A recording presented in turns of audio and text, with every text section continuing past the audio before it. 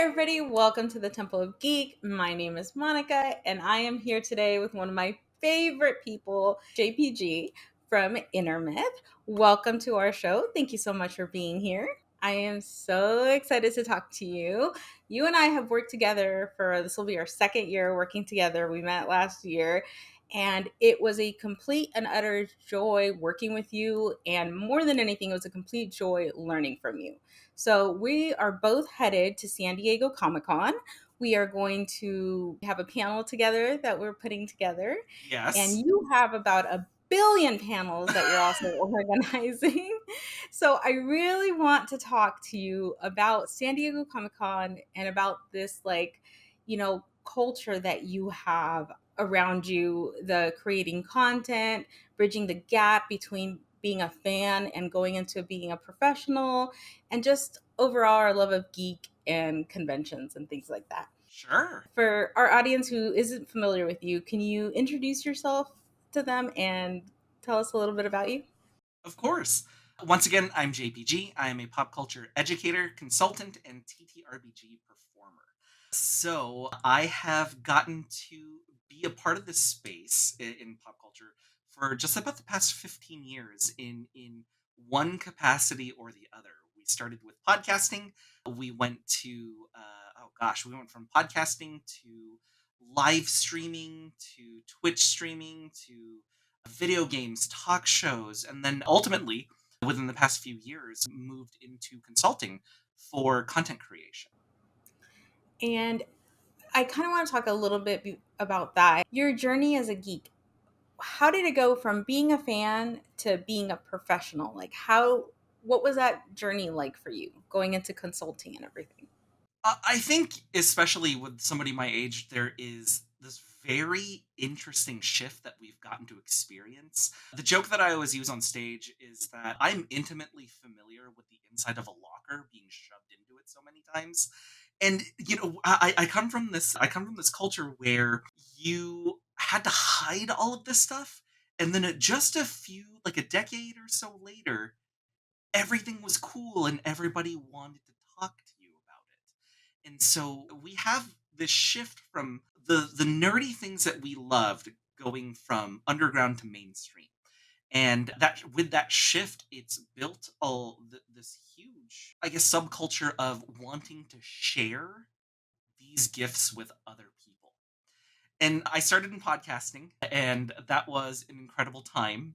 And we had decided that socially and culturally, having somebody with my ethnicity, with my nationality, to have somebody on camera kind of represent that was going to be more important to us, and became more important to us as we kept seeing and being blessed with a lot of success. So, when it comes to being a fan, getting to work in the space professionally has been amazing, but it never stops you from being a fan. And I still get to nerd out whether I am rubbing elbows with people at after parties at Comic Con, whether I'm just in my home getting to watch the latest streaming release. I still get to be a fan. InterMyth has a unique perspective, working with both creators and brand. How do you see the intersection of commercial interest and fan passion shaping the culture at events like San Diego Comic-Con? I think fans are the ones that really have the power in this scenario. Brand management and products, they are only going to be able to be effective once they're consumed and once there are people that are giving it great word of mouth. That's where fans come in. And cutting the fan out of the process. Say, for example, when you see some of these conventions that only invite industry people, right? This completely takes out the one piece that makes this work for everyone. And so when it comes to the fan, when we get to do fan centric conventions like this, it's integral. It's integral that we have a bajillion people, on the streets of San Diego, because they're the ones who are really leading the charge to say, hey, this is what I'm into, and this is what you should be into as well. Absolutely. And you have been involved with San Diego Comic Con for many years. How have you seen the culture of the convention evolve, particularly in terms of like the type of panels and the educational content that they have, and overall the geek community experience? Something that I love about Comic Con International is that it has always supported educational goals. I think a lot of people forget that Comic Con is a nonprofit that is benefiting education with the work that they're doing. And so my mom dropped me off on a Sunday morning when I was 14 years old in front of the convention center. And this was still at the time where you could just pick up a ticket at the window, breeze right in, right? And now it is an absolute madhouse. I think the last count was what 180,000 people in San Diego. And then I got to start volunteering for Comic Con in their programming department and getting to see incredible speakers talk about the things that mattered to me the most in a way that was education focused was it's breathtaking to me. And now I get to do educational panels. I get to do family friendly panels. I get to do comedy panels as well. And it has been something of a dream. And I like to remind myself that at one point, I was just the kid buying a ticket. That is amazing. Based on your experience, what are some of the like trends that you have noticed in pop culture panels? What are some of the things that you've noticed lately have been really important to fans? A big shift has been from listening to people on stage to making it engaging for an audience that wants to listen to you for 50 minutes or an hour and a half or 2 hours or 3 hours or whatever, right? Most panels are going to be about 50 minutes. And the shift where not only are you using the expertise of the panelists that you've invited, but reaching out to the audience in a way that makes them invested in your words has been such an amazing shift. And like you see those old school teachers who are just lecturing at kids, and now you see a lot of these new educational practices in the classroom, and it's really cool that you get to see this in both education and you get to see this in pop culture as well. That's so cool. And then speaking of education, many panels, especially at San Diego, like you said, it's a nonprofit. It, really supports the arts. Many of the panels have an educational element.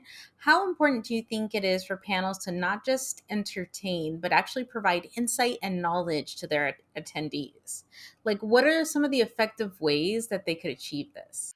I think because this is always a little bit of my rude answer, but I love the approach of we always need to be tricking people into learning. It's kind of like when you start out to eat your vegetables.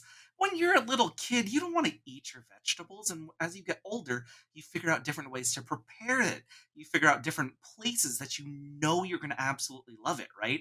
And so now you're like a vegetable connoisseur at that point.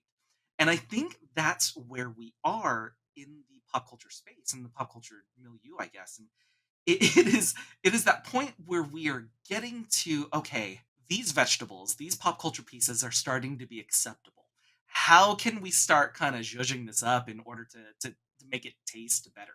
And tricking people into learning is one of my very favorite things to do on stage. And I would say that like to get to see some of the strategies for this, the best way to trick somebody into learning is to make sure that they're having fun while they're doing it, right? Make sure that there is an external benefit for them.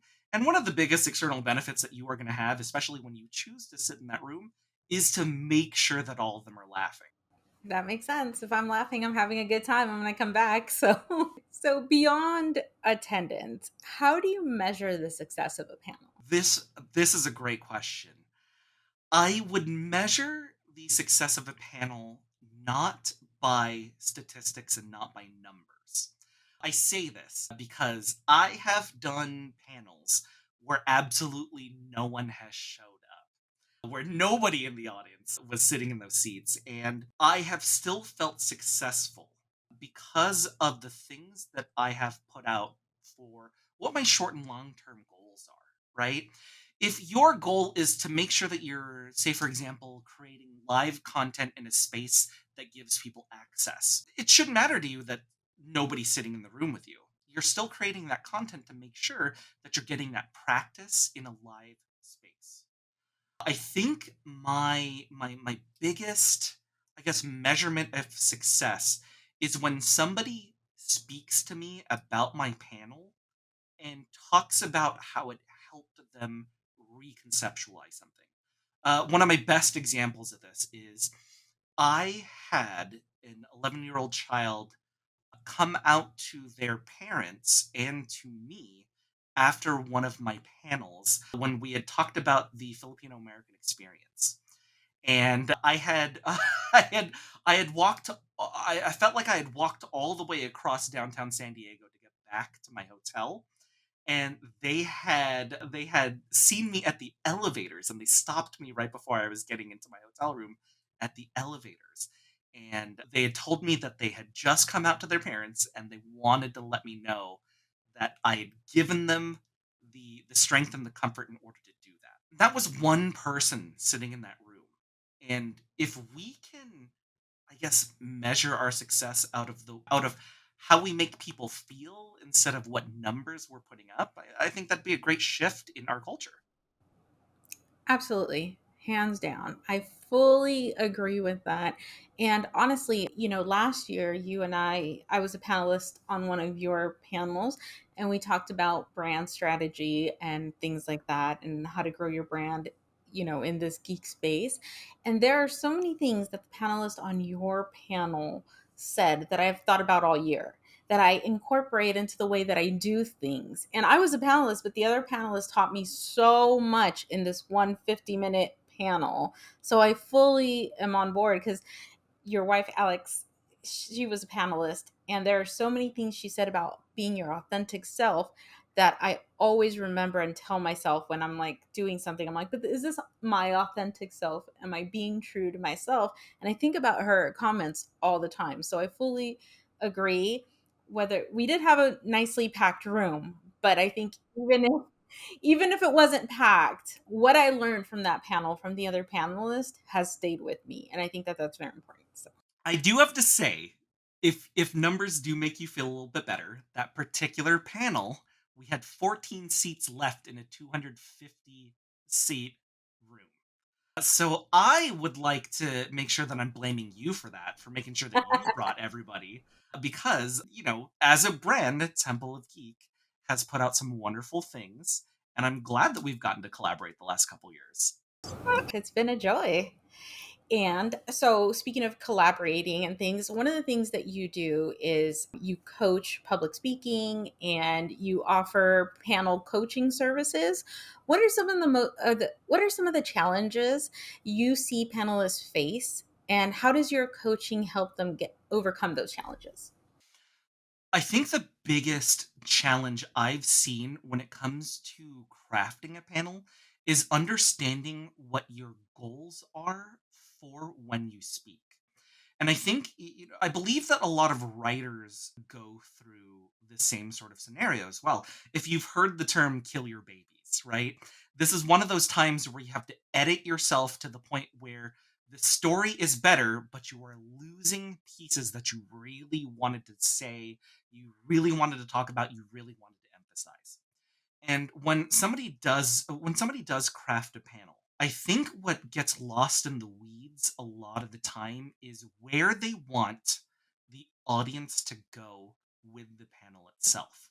So trying to focus somebody, because when you get a panel, you have 50 minutes in order to make an impression. And that kind of puts your brain everywhere. Making sure that you have stated goals for yourself, you have stated goals for your panelists, and you have stated goals for the information that you're putting out there. That's going to make sure that you're the most effective out of all the wonderful panels that are going on during a convention. Yeah, absolutely. And when it comes to like the selecting panelists, what qualities do you look for in speakers or panelists?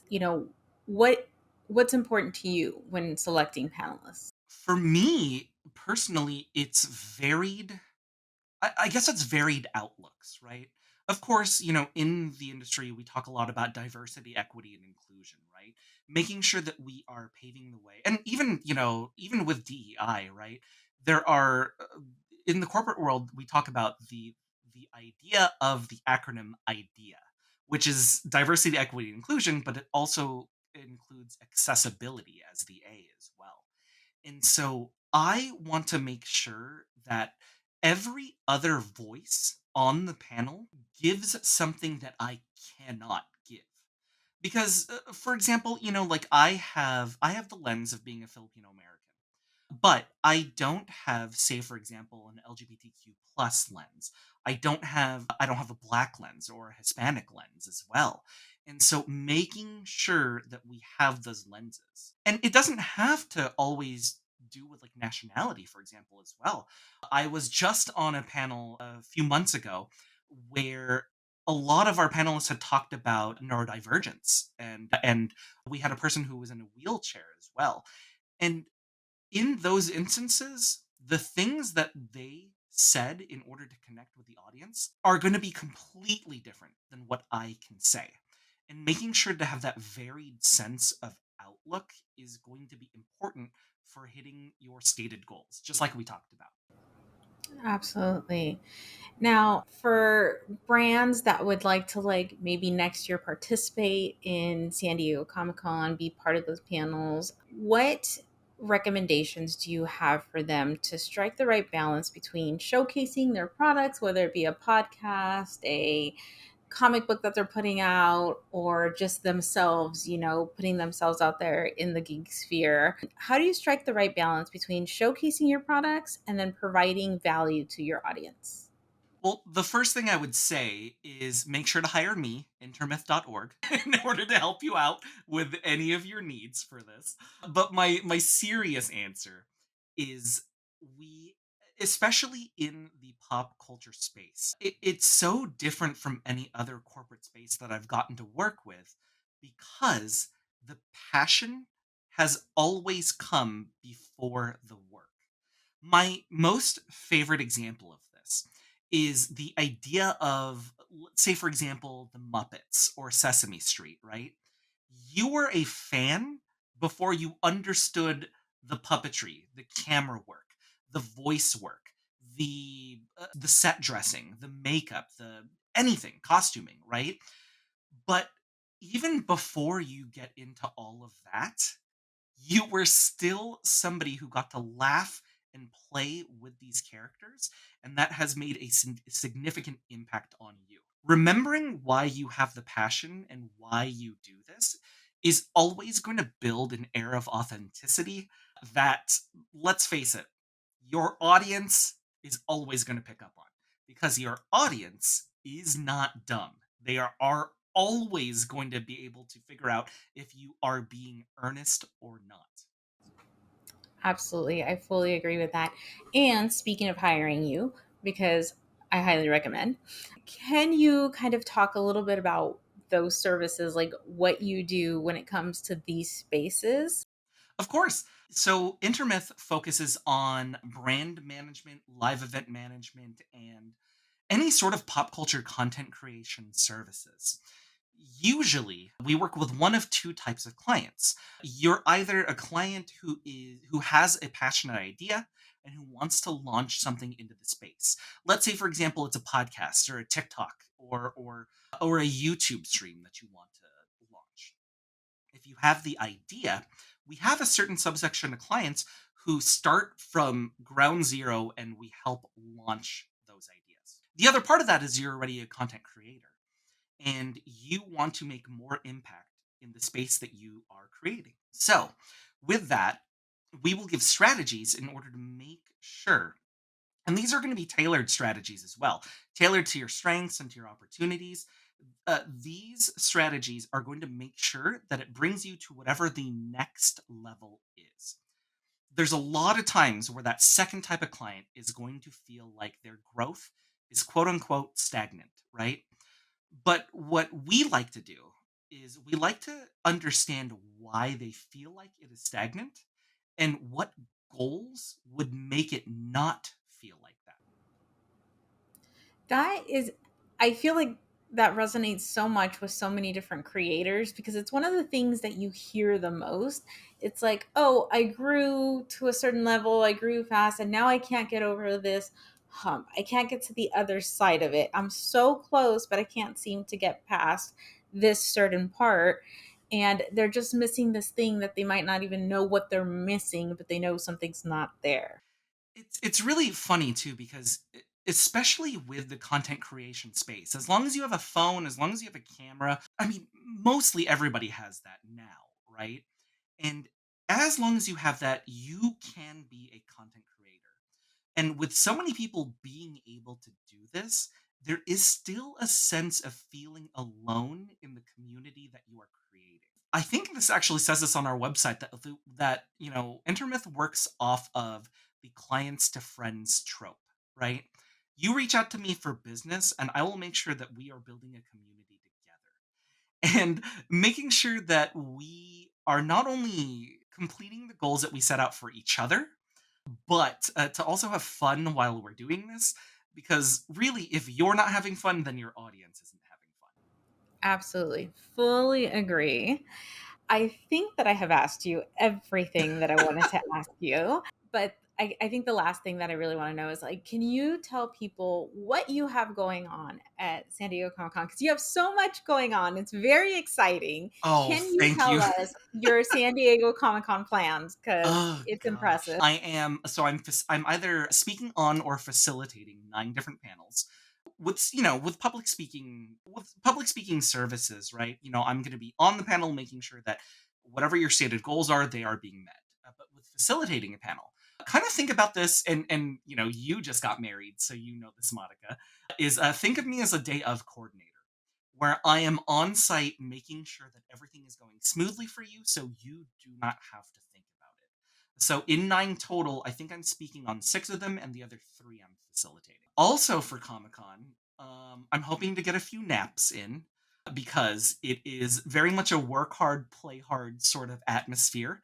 I'm sure, I mean, you know that better than anybody else. And especially when you are creating in this space, it's very work hard, play hard.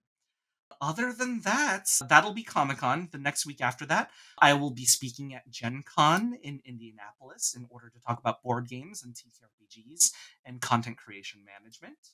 You'll also see me at Big Bad Con in San Francisco, and then I'm crossing my fingers, but hopefully PAX Unplugged in Philadelphia at the end of the year. Nice. We'll have some people out at PAX, so hopefully we'll Oh, see you great. there. Okay, Yeah. yeah, no, I'm crossing my fingers on that one. This is the first year that I've gotten to try and work with them. They've been really wonderful.